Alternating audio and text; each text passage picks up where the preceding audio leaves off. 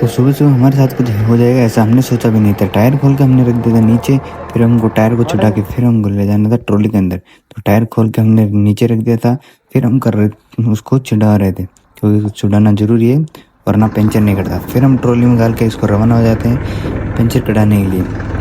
मैं और विष्णु दोनों जाते हैं पंचर कढ़ाने के लिए, और घर पे खड़ी थी मशीन और हम जाते हैं माकड़ वाली जाएंगे, फिर वहाँ से कढ़ाएंगे पंचर। अगर वहाँ नहीं मिला तो फिर जाएंगे हम आगे।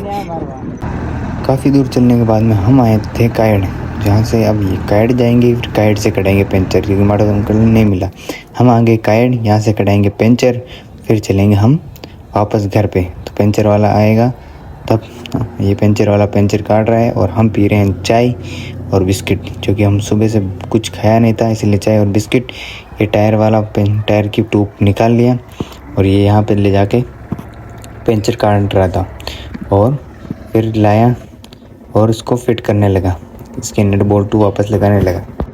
फिर हम लोगों ने उसका पेमेंट किया और रवाना हो गए घर के लिए, क्योंकि काफ़ी देर हो चुकी है हमसे को, काफ़ी 3-4 घंटे हो गए थे। हमें जाना था अब घर पे आके करने लगे टायर को फिट।